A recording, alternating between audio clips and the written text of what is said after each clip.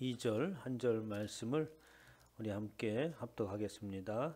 하나님이 우리와 함께 하사 우리의 머리가 되시고 그의 제사장들도 우리와 함께 하여 전쟁의 나팔을 불어 너희를 공격하느니라. 이스라엘 자손들아, 너희 주상들의 하나님 여호와와 싸우지 말라. 너희가 형통하지 못하리라. 아멘. 할렐루야.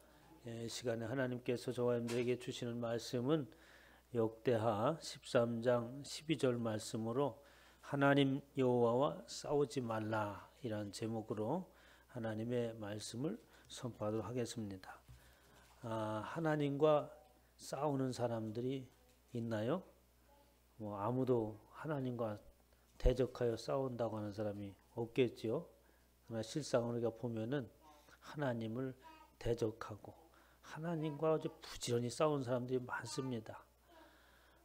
자기 속에 스스로 경계선을 쳐놓고 또 스스로 가지고 있는 지식으로 하나님을 제한시켜서 자기가 뜻하는 대로 하나님을 바라보고 또 자기가 원하는 대로 하나님 앞에 요구하는 그런 신앙들, 끊임없이 하나님과 싸우는 것이죠.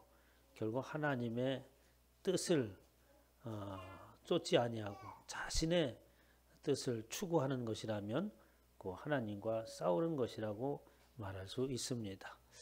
이스라엘 백성들이 전쟁을 합니다. 전쟁을 하는데 이스라엘 백성들이 다른 나라와 전쟁을 하는 것이 아니라 같은 동족끼리 전쟁을 하는 거예요. 그래서 오늘 본 말씀 보면은 여로보암, 저 북이스라엘 10지파와 그리고 르호보암의 아들이 이제 아비야가 대신 2대 왕이 되어서 이제 여로보암과 전쟁을 벌이죠. 그 전쟁을 벌일 때에 아비야가 북이스라엘 르호보암에게 하는 연설입니다. 여호와와 싸우지 말라. 너희는 결코 이길 수 없다. 형통할 수 없다라고 이야기하죠. 지난 시간에 우리가 르호보암이 하나님 앞에 스스로 겸비한 모습을 보았습니다. 그것은 자신이 하나님의 말씀을 거역하고 또 처음에는 3년 동안은 하나님을 쫓다가 그가 부강해지자 그만 하나님을 저버리게 되지 않습니까? 그때 하나님께서 어떻게 합니까? 또 외침을 통하여서 그들을 깨닫게 하자 그 르호보암과 또 유다 백성들이 다급하게 하나님 앞에 부르짖음으로 인하여서 그런 모습을 바로 스스로 겸비하였다. 하나님 앞에 납작 엎드렸고 하나님 앞에 굴복하였다라는 뜻이 스스로 겸비하였다는 말입니다. 그러므로 인해서 하나님께서 조금 구원해 주셨다. 위기에 급한 것은 넘게 해주셨다라고 이렇게 말씀을 하시죠.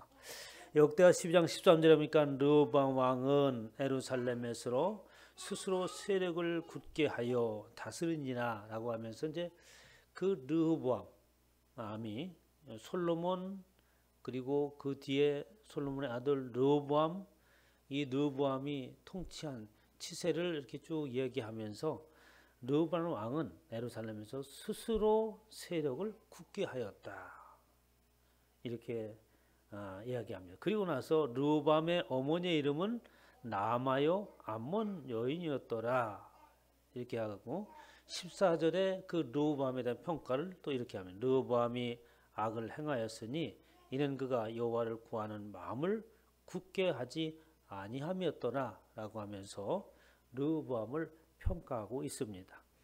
그럼 르호보암이 그 솔로몬 이후에 나라가 많이 강대해졌어요. 그래서 국방을 튼튼히 하고 나라를 세워서 요새들을 많이 구축을 했죠.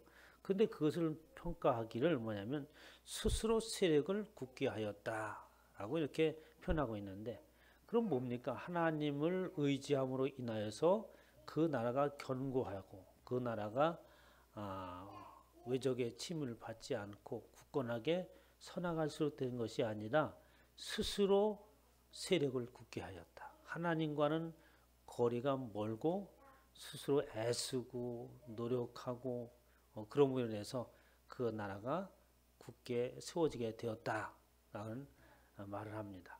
그것을 또 표현하는 말로서 이 르호보암이 그 빼앗겼던 금 방패, 그때 그 솔로몬 시절 때에 그 영화로웠던 그 모습, 500개 나는 그 방패를 들고 그 호위병들이 쭉 그 왕이 행차할 때 할 때마다 쭉 서서 그 번쩍번쩍 빛나는 방패를 쫙 비칠 때 얼마나 휘황찬란하고 그 의용이 얼마나 대단했겠습니까?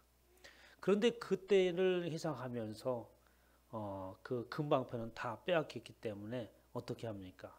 노수로 방패를 만들어서 그 금방패 대형으로다가 이 그 호위병들 들게 하고 행사가 끝나면 다시 제자리에 갖다 놓는 그런 모습을 이렇게 보여주고 있습니다. 그건 뭡니까? 이 르호보암이 자신이 나름대로 그 아버지 솔로몬 때의 그 화려했던 그 모습을 재현하고 싶은 그런 노력이 있었지만 그런 노력 가운데 뒷모습을 보면 좀 애처로운 모습이 있다고 말씀을 드렸죠. 그렇게 그 영화로웠던 그 시절을 회상하면서 그렇게 해보려고 부단히 애를 쓰는 그런 그 애처로운 모습을 또 성경에서는 표현하고 있습니다. 그러면서 그 르호보암의 어머니에 관한 이야기를 쭉 하는 거예요.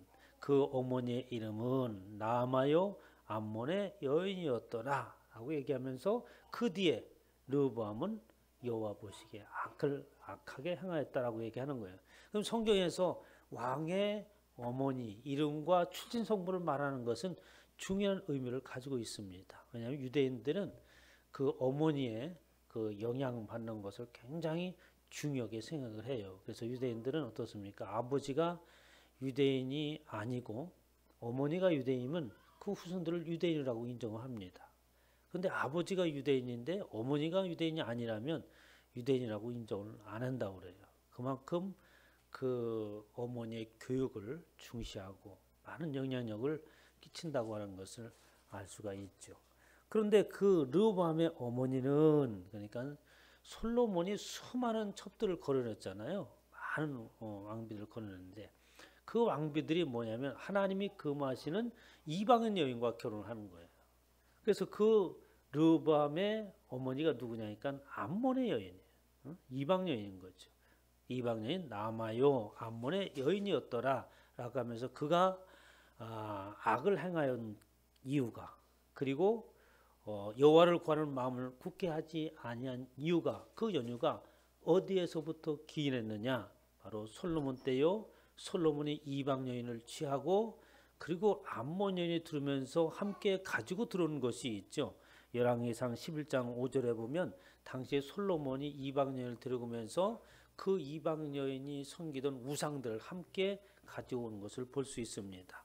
열왕기상 11장 5절에 보면 이는 시돈 사람의 여신 아수다르스를 따르고 암몬 사람의 가증한 밀곰을 따름이라 그러면서 이어서 암몬 자손의 가증한 몰록을 위하여 그와 같이 하였더라 라고 하면서 산당을 짓고 그곳에 몰록과 그리고 밀곰을 우상을 만들어서 풍요와 다신을 이렇게 숭상하는 그런 우상을 만들어서 섬겼다고 하는 것이죠.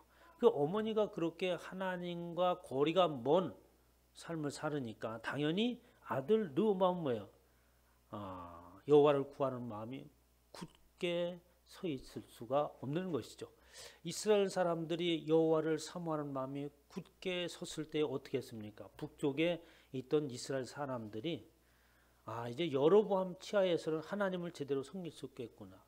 우리가 여호와 하나님을 예배하는 데 있어서 이래서는 안 되겠구나라고 생각해서 그들이 여호와를 향한 마음을 굳게 세워서 그 북이스라엘에서 수많은 사람들이 남유다로 이렇게 내려오잖아요. 제사장의 직분을 맡았던 사람들이 내려오고 신실했던 그 믿음의 신앙을 가지고 있는 사람들이 내려오고 여호와 하나님을 예배하기를 갈망하는 사람들이 그들이 가지고 있던 모든 것을 버리고 남유다로 이렇게 오게 되었습니다. 그때의 분위기는 대단히 아주 좋았죠. 그래서 3년 동안 그렇게 여호와를 향한 마음이 굳게 백성들이 서고 왕이 그것을 따르고 했을 때에 3년 동안은 여호와께서 그 나라를 지키시고 또 강성하게 하였으나 그 3년 뒤에는 어떡합니까? 하나님의 말씀을 떠나죠. 12장 1절에 보면 르호보암의 나라가 견고하고 세력이 강하짐에 그가 여호와의 율법을 버리니 온 이스라엘이 본받은지라. 그러니까 왕이 어떠하냐에 따라서 그 백성이 어떠한 삶을 사냐가 결정돼야 돼요. 왕이 여호와 하나님의 말씀을 청종하면 그 모든 백성들도 그렇게 따라가고, 왕이 여호와 하나님과 거리가 멀면 이스라엘 모든 백성들도 역시 하나님과 거리를 두고 살아갈 수밖에 없는 것이 당시의 풍습이었던 것이고, 또 올해도 역시 마찬가지죠. 우리가 살고 있는 시대에도 부모가 하나님의 말씀을 청종하고 그리고 섬기는 가정은 뭔가 달라도 다릅니다. 자녀들이 달하는 심성이 모습이 다르게 되어 있는 거예요. 이렇게 르호보암이 이제 그의 평가는 악하였다. 또 여호와를 구하는 마음이 굳게 하지 아니었다라고 하면서 이제 그의 치세가 끝나고 이제 13장에 들어와서 그 아비야라고 하는 그의 아들이 이제 왕위에 올라섭니다. 오늘 본 말씀 13장 1절에 보면 여로보암 왕 18째 해에, 그러니까 여로보암이 18년 동안 다스리고 그 뒤를 이어서 아비야가 유다의 왕이 되고 라고 하면서 아비야가 왕이 됩니다. 그것을 얘기합니다. 근데 그 아비야는 아버지와 조금 달라요. 르호보암도 어떡합니까? 상당히 그 때는 과격하면서 용맹한 그런 모습도 보였지만 북이스라엘에 대한 정책에 대해서는 좀 미지근한 모습을 보였어요. 왜냐하면 하나님께서 북이스라엘과 싸우는 것을 별로 좋아하지 않으셨기 때문입니다. 왜냐하면 같은 형제이기 때문인 것이죠. 그런데 아비야는 달랐습니다. 아비야는 군사를 일으키죠. 그리고 저 북이스라엘을 어떻게 점령하고자 하는 야심을 가지게 됩니다. 그래서 이제 군단을 일으키는데 3절에 보면 아비야는 싸움에 용감한 군사 40만 명을 택하여 싸움을 준비하였고, 북이스라엘 여로보암은 큰 용사 80만 명을 택하여 그와 대진한지라 라고 하면서 40만 명대, 그리고 북이스라엘은 80만 명, 이 배가 되는 숫자잖아요. 그러면 전략상으로 볼 때에 이 아비야가 이길 확률은 없습니다. 왜냐하면 공격을 하는 자고 아비야는, 그리고 여로보암은 방어를 하는 자거든요. 그러면 공격하는 사람들은 방어하는 사람들의 약 전력이 3배 이상이 돼야지만이 어떻게 공격해서 승리를 할 수 있는 거예요. 방어가 훨씬 유리하다는 거죠. 그런데 지금 이 군사가 40만 명, 공격하는 사람이 40만 명, 방어가 80만 명이니까 이거는 승산이 없는 게임이잖아요. 그런데 이제 아비야가 군대를 일으킵니다. 그러면서 전쟁을 하는데 이 아비야가 80만 명이 모여져 있는 북이스라엘 군대에 대해 연설을 시작을 해요.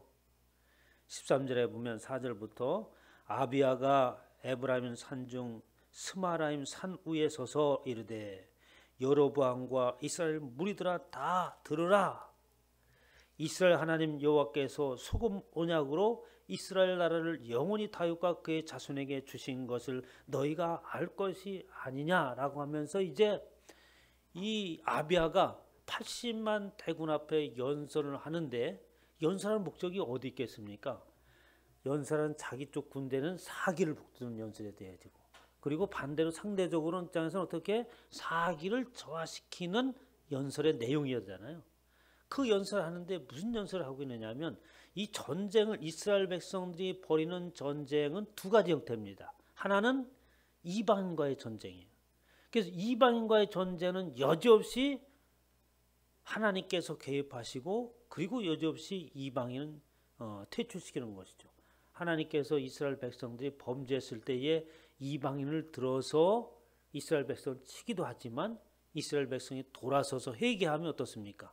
이방인 나라를 여지없이 무찌르는 그런 모습을 볼 수 있어요. 그렇게 이방인과의 전쟁 한 가지 유형이고, 다른 한 유형은 뭐냐면 계속해서 이 열왕기 역대기 넘어서 하는 전쟁은 뭐냐면 자기 동족과의 전쟁이에요. 동족과의 피비린내는 나는 전쟁을 합니다. 우리나라도 그런 전쟁이 있었죠. 지금도 전쟁 중이잖아요. 잠시 휴전한 상태인 것이고 남북 간의 전쟁 아주 비극 중에서 참 비극이 되는 그런 전쟁입니다. 이번에 김여정이 아주 재미있는 얘기를 했어요. 남측에서 국방부 장관이 이게 그 선제 타격할 수 있는 그러한 이유가 분명해진다면 선제 타격을 하겠다 하고 이렇게 이제 얘기했는데 아마도 윤 당선자의 그 의지가 반영되지 않았는가 이렇게 생각이 들어져요. 그때 김여정이 뭐라고 합니까? 우리는 남쪽에 대해서 총 한 방도 쏘지 않겠다. 우리는 같은 민족이기 때문이다. 그러나 저들이 이 선제 타격을 한다고 생각한다면 우리는 핵무기도 그냥 있을 수 없다. 그래서 우려를 하지 않습니까? 그러니까 한쪽에는 좀 우리가 같은 민족인데 그러면 되겠느냐라고 하면서도 우리는 핵무기를 가지고 있다라고 하면서 엄포를 넣는 뭐 그렇게 이제 얘기를 하고 있는데 이처럼 그 동족 간의 전쟁이라고 하는 것은 이 비극 중의 비극입니다. 그러면 동족 간의 전쟁할 때 왜 전쟁을 하느냐? 명분이 있어야 하잖아요. 그래서 북한에서는 명분이 어디에 있습니까? 왜 남북한 전쟁이 일어났을까요? 명분이. 뭐 여러 가지 원인이 있겠지만 양쪽의 이데올리가 다르잖아요. 민주주의와 공산주의 진영 속에서 속해 있는 그 당시에 그 냉전 체제에서 전 세계적으로 일어났던 그 뭐 알력이 이 한반도에서 터진 겁니다. 결국 뭐 여러 가지 원인이 있겠지만 어떻든 간에 그러나 이스라엘 백성들의 전쟁은 유형이 다른 거예요. 무슨 유형이냐면 너희는 우리를 배반했다고 하는 거예요. 우리를 배반하는 것은 곧 하나님을 배반했기 때문이다. 우리 이스라엘은 하나님의 언약의 공동체이다. 이런 거예요. 그것을 소금 언약이라고 오늘 보면서 5절에 보면 표현합니다. 여호와께서 소금 언약으로 이스라엘 나라를 영원히 다윗과 그의 자손에게 주신 것을 너희가 알 것이 아니냐라고 하면서 우리 남유다와 북이스라엘은 바로 하나님의 소금 언약, 다윗에게 주신 그 소금 언약에 의해서 한 공동체이다. 그런데 너희가 그것을 떠났다고 하는 거예요. 소금 언약이라고 하는 것은 뭐냐면 영원히 불변하는, 변할 수 없는 언약 가운데 있는 그러한 민족이다. 그런데 너희가 이것을 알면서도 불구하고 이 다윗의 혈통이요 솔로몬에 이어서 내려오는 그 족통이 아닌 이 여로보암, 그러니까 솔로몬의 신하에 불과한 여로보암을 세워서 너희들이 그를 왕으로 삼고 하나님과의 관계가 단절된 가운데 있다라는 얘기합니다. 6절에 다윗의 아들 솔로몬의 신하 느밧의 아들 여로보암이 일어나 자기의 주를 배반하였다. 그러니까 지금 너희들 북이스라엘 섬기는 왕 여로보암은 솔로몬 왕의 신하에 불과했다. 그럼 솔로몬 왕의 자녀들이 족통을 이어서 그 다윗에게부터 언약한 소금 언약의 대를 이어받아야 되는데 너희는 솔로몬 왕의 신하에 불과한 여로보암을 세워서 너희가 섬기고 있지 않느냐라는 거예요. 그러면서 이제 7절에 보면 그들을 표현하기를 남봉꾼과 잡배가 모여 따름으로 스스로 강하게 되어 솔로몬의 아들 르호보암을 대적하였으나 자기 아버지를 그렇게 대적했으나 이제 나는 그렇지 않다. 우리 아버지와 나는 지금 상황이 다르다는 거예요. 왜냐하면 르호보암이 자기 아버지를 향해 여리고 어리고 마음이 연약하여 그들의 입을 능히 막지 못하였느니라 라는 것은 이제 표현이 그런 것인데 뭐 마음 그 자기 아버지 르호보암이 나이가 어렸다는 그런 뜻이 아니에요. 그러니까 좀 뭔가 당시에 미숙하고 부족한 모습이 있었고 또 하나님께서는 북이스라엘과 전쟁하지 말라는 그런 말씀이 계셨기 때문에 이 북이스라엘에 대한 나라를 상대할 때에 미지근하게 대항을 했다는 거예요. 그렇지만은 나는 다르다라고 얘기한 겁니다. 9절에는 너희가 아론 자손인 여호와의 제사장들과 레위 사람을 쫓아내고 이방 백성들의 풍속을 따라서라고 하면서 북이스라엘은 이제 하나님과의 관계가 단절되어지고 하나님께서 멸하기로 아주 그 싫어하고 아주 신물이 나고 외면해 버릴 그 가나안 땅에 있는 사람들의 풍속을 쫓아간다.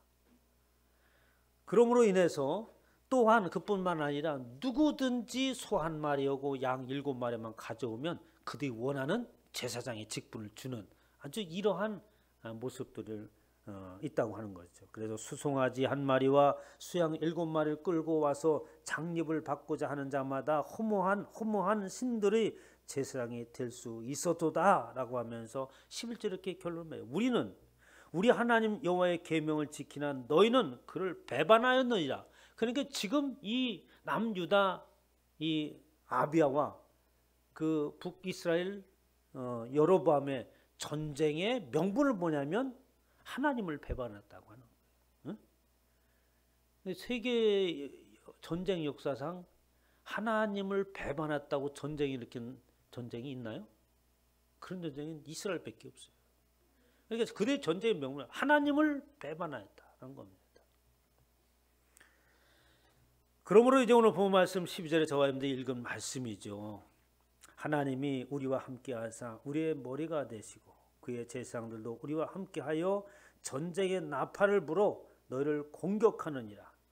전쟁의 나팔을 불어서라는 이 전쟁이라는 용어는 조금 다른 용어인데요. 바로 루아라고 하는 것인데 소리 지르다, 소리 질러서 경고하다 이런 말이에요.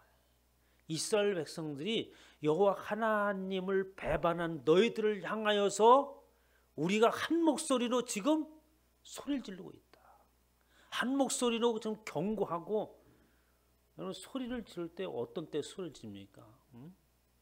어떤 놀라운 일들이 있을 때, 또 상대방이 아주 극악무도한 상황 가운데 있을 때 사람들이 그를 향해서 소리를 지르지 않습니까? 그와 같이 마찬가지로 북이스라엘 향해서 우리가 이렇게 너희들이 악한 모습에 대하여서 우리가 소리를 지르고 있는 것이다. 그것이 바로 전쟁의 나팔을 불었다라는 말로 표현하고 있습니다. 너희를 공격하느냐 이스라엘 자손들아 너희 조상들의 하나님 여호와와 싸우지 말라. 너희가 형통하지 못하리라 라고 하면서 이스라엘 백성들에게 경고하는 말씀을 하고 있는 것이죠. 이렇게 여호와 하나님 앞에 싸우지 말라. 앞서도 말씀드렸지만 우리는 하나님과 싸우지 아니하고 하나님과 싸우지 않는 것은 그분의 뜻을 쫓아가는 겁니다. 그리고 그분의 뜻이 나의 뜻과 일치를 시킬 때에 우리는 어떻게 하나님을 대적하지 않는 결과를 낳는 거죠. 그러나 우리 신앙생활 모습을 보면 어떻습니까? 여전히 하나님의 뜻과는 다른 나의 뜻이 늘 존재하고 하나님이 오히려 나의 뜻을 쫓아오기를 바라는 신앙이에요. 대부분의 신앙들이 그렇습니다. 그래서 나의 뜻과 내가 원하는 결과들이 내 앞에 펼쳐지지 아니하면 그 하나님은 원망의 대상이 되는 거죠. 우리가 이런 신앙을 가지고 있다면 문제가 심각할 정도가 아니라 아주 잘못된 신앙을 가지고 있는 겁니다. 대사들의 믿음의 신앙들이 그렇기 때문에 우리 기독교가 잘못된 데로 가고 있는 원인이 하나입니다. 처음에는 우리가 세상을 살아가는데 급하고 위급한 상황들이 그리고 해결해야 될 문제들이 이런 것들이 봉착됨으로 인하여서 하나의 돌파구를 찾을 수 있는 것을 찾다가 복음의 소식을 듣고 예수 그리스도를 만나게 되죠. 그것은 하나님을 만나는 과정인 거예요. 그러나 그렇게 하나님 예수 그리스도를 만나고 난 뒤부터는 상황이 바뀌잖아요. 하나님의 뜻을 알기 시작하는 겁니다. 그래서 예수 그리스도를 믿는다고 하는 것은 이제는 그 의미가 다른 거예요. 과거에 내가 믿는다고 하는 그 의미는 뭡니까? 나의 소원을 이루어지고 그 예수 그리스도로 말미암아 내가 형통해지고 복을 받는다라고 하는 그런 의미로서의 예수를 믿는 것이었거든요. 그런데 이제 시간이 지나고 그 하나님의 본질의 뜻과 하나님의 그 위대한 우리 인간의 지혜로서는 생각해낼 수 없는 그 하나님의 구원의 놀라운 역사를, 섭리를 깨닫고 나서는 어떻습니까? 우리의 눈이 그때서야 활짝 열리게 되는 거예요. 내 앞에서만, 내가 놓여 있는 상황에서만 보여지는 그곳에서만, 그리고 아동바동했던 나의 모습들이 어느 날 하나님을 알고 나서 눈이 확 열리게 되는 거죠. 세상이 이렇게 돌아가는 거구나. 이게 처음부터 이 세상이라고 하는 것이 이렇게 하나님께서 이 엄청난 뜻을 가지시고 지으시고, 그리고 그 하나님의 뜻을 이루어가는 데에 그 하나의 또한 주체로서 나를 부르셔서 그 일을 함께 이루어나가자 하는 하나님의 그 복된 소식이었구나 라고 하는 것을 알게 되죠. 그때부터 어떻습니까? 우리의 눈앞에 놓이는 상황들이 더 이상 나에게 어떤 영향을 끼치는 상황이 아닌 거죠. 능히 이기고도 남는, 그렇게 바뀌는 역사가 있는 겁니다.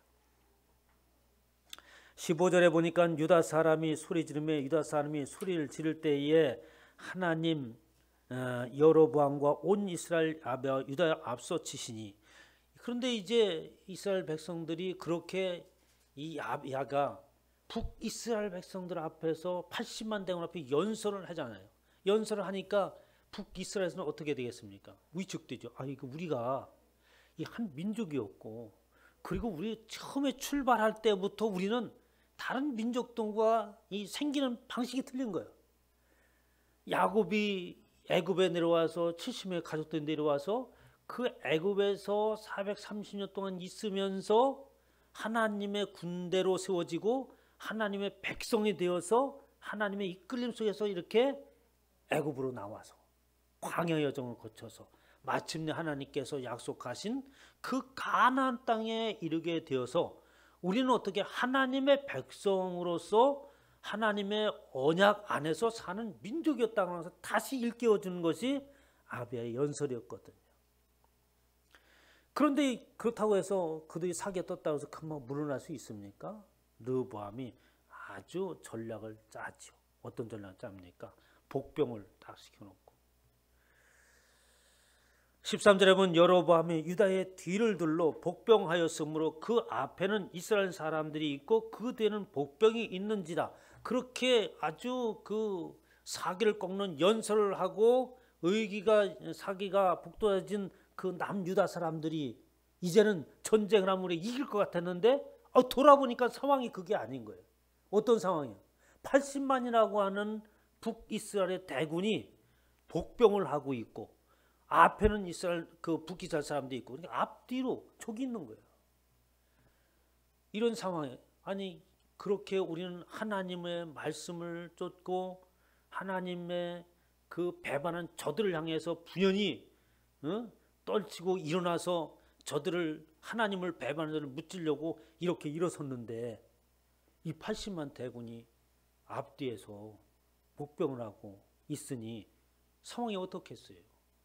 저와 여러분은 어떻습니까? 하나님 앞에 그렇게 기도하고 헌신하고 열심히 했는데 이 상황이 녹록지가 않은 거예요. 살아가는 게. 그럼 어떻게 해야 되겠습니까? 답은 여러분들이 다 알고 있어요. 근데 실천을 안 해서 그렇지. 유다 사람의 뒤를 보고 자기 앞 뒤에 적병으로 말미암아 여호와께 부르짖고 제사장들은 나팔을 부니라. 다른 방법이 없어요. 그러면 왜 하나님께서 이스라엘 백성들이 이렇게 그 하나님의 의를 위하여서 생명을 걸고 이 80만이라고 하는 대군을 그 상대로 전쟁을 일으키고 있는데 하나님께서 기특하게 보아주셔가지고 어떡합니까? 그 연설할 때 북이스라엘 80만 대군들이 바짝 쫄아가지고 말이지 사기가 푹 꺾어서 도망가고 이렇게 하나님께서 역사를 해줘야 되는데 그게 아니라 더 예측하지 못한 그런 위기가 닥친 거예요. 그래서 성경을 가만히 보면 말이죠. 꼭 그런 식입니다. 하나님께서. 이스라엘 백성들을 하나님께서 이끄실 때에 어디로 푸른 초장으로 끌고 갑니까? 광야라고 하는 그곳에 가잖아요. 왜? 여호와 하나님을 의지하는 법을 알게 하기 위해서. 요단강을 가로막잖아요. 요단강을 가로막을 때 너희는 뭐라고 얘기합니까? 법궤를 메고 제사장들이 앞으로 나가서 요단강 문을 발을 대라고 얘기하죠. 그때 어떻게 하면, 그러니까 우리 앞에 놓여진 상황은 이제 너희가 믿었다면 그 믿음의 증거를 보이라라고 하는 거예요. 그래서 제사장들이 그걸 메고 믿음으로 그 출렁이는 바다를 향해서 발을 정겨 나갈 때에 홍해가 갈라지는 역사가 나타나게 되는 것이죠. 반드시 하나님의 믿음의 시험의 과정이 있습니다. 그래서 통과해야 되는 거죠. 그때 이스라엘 백성들이 부르짖으면서 제사장들이 나팔을 불었다. 무슨 나팔을 불었습니까? 지금 앞뒤로 막여져 있는데 제사장들이 어떻게? 전진의 신호 나팔이죠. 전쟁에서 나팔이라는 것은 신호 아니겠어요? 앞으로 전진하라고 하는 신호 나팔. 그냥 앞뒤로 적이 매설에 있음에도 불구하고 우리는 하나님의 의를 이루기 위하여서 분연히 떨고 일어나신 믿음의 용사다. 그러므로 우리 믿음으로 나가자. 이런 전쟁의 신호 아니겠습니까? 그러자 어떻게? 하나님이 역사하는 거예요. 우리 믿음을 보이고 하나님은 그 역사를 드러내시고. 이게 순서입니다. 유다 사람이 소리 지르며 유다 사람의 소리 지를 때에 하나님이 여로보암과 온 이스라엘을 아비아와 유다 앞에서 치시니 80만 중에 50만 명이 죽었대요. 그럼 나라가 망한 거잖아요. 그때 이스라엘 자손이 항복하고 유다 자손이 이겼으니 이는 그들이 그들의 조상들의 하나님 여호와를 의지하였습니다. 아비아가 11개 보면은 그가 악하다고 평가를 하였지만 여호와 하나님을 의지할 때 반드시 하나님께서는 대적들을 또 하나님을 의지하는 자의 손을 들어주십니다. 이것이 하나님의 법칙인 것이죠. 사도행전 16장 25절에 보면은 바울과 실라도 역시 마찬가지죠. 그가 복음을 전하다 옥에 갇혔지 않습니까? 옥에 갇혔을 때 바울과 실라가 뭘 했습니까? 아니 하나님의 복음을 전하는데 이렇게 옥에 갇히게 하시나? 이럴 수 있잖아요. 그러나 그 안에서 어떻게 합니까? 하나님이 나와 함께 하시는 증거를 저들의 입술을 통해서 기도를 통해서 나타나잖아요. 하나님을 찬송하며 제수들이 듣더라. 이에 갑자기 큰 지진이 나서 옥타가 움직이고 문이 곧 다 열리며 모든 사람의 매이는 것이 다 벗어진지다. 저와 우리의 신앙은 다른 거 없습니다. 늘 하나님께서 우리는 일방적으로 이렇게 되어지기를 원하지만 하나님은 반드시 우리를 시험하십니다. 그 고비를 넘겨야 되는 거죠. 요한복음 16장 33절에 너희가 환난을 당하나 담대하라 내가 세상을 이겼노라. 이미 예수 그리스도를 믿는 저와 여러분들은 그분이 세상을 이긴 것이고 우리는 믿음을 보일 때에 그 이긴 것이 저와 여러분 현실 앞에 나타나는 것임을 깨닫고 여전히 하나님의 뜻과 우리의 뜻을 내세워서 싸우는 자가 아니라 그분의 뜻 안에 살아가면서 승리하시기를 주님의 이름으로 축원합니다.